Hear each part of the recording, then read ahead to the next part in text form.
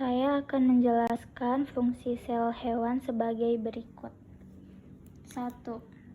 Vesikel pinositotik. Vesikel pinositotik adalah bagian sel yang berfungsi dalam proses transport molekul dari luar ke dalam sel yang berbentuk cairan. 2. Lisosom.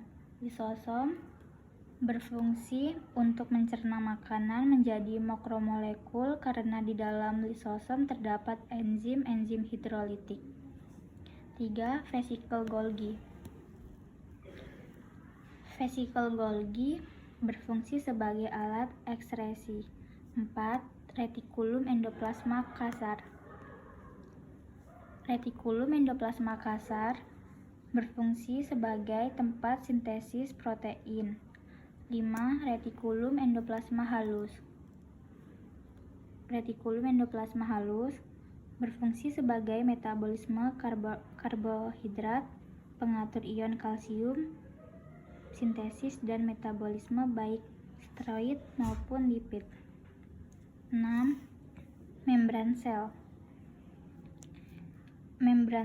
Membran sel berfungsi sebagai mengatur masuknya bahan-bahan ke dalam sel dan keluarnya zat-zat dari dalam sel. 7. Mitokondria. Mitokondria berfungsi sebagai penghasil energi, menjaga konsentrasi ion kalsium dan berperan dalam proses sel kematian terprogram. 8. Aparatus Golgi. Aparatus Golgi berfungsi sebagai penyimpanan protein sementara serta zat penting lainnya yang berasal dari retikulum endoplasma. 9. Nukleolus. Nukleolus berfungsi sebagai bertanggung jawab dalam pembentukan protein. 10. Nukleus. Nukleus berfungsi yaitu tempat terjadinya replikasi untuk menjaga integritas gen dengan mengelola ekskresi gen, mengendalikan proses metabolisme dalam sel dan menyimpan informasi genetik.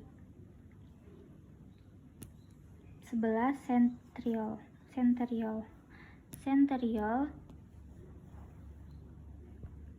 berfungsi untuk mengatur spesial seluler, orientasi silia, dan menumbuhkan sentriol baru. 12. Mikrotubulus. Mikrotubulus berfungsi untuk melindungi sel, berperan dalam pembentukan flagella, filia, sentriol, dan memberi bentuk sel.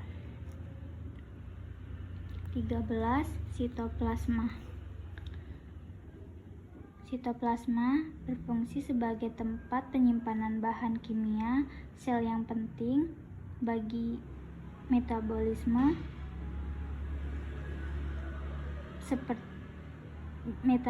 sel seperti enzim-enzim, ion, gula, lemak, dan protein. Dan yang terakhir adalah ribosom. Ribosom berfungsi sebagai salah satu tempat untuk melakukan sintesis protein atau pembentukan protein.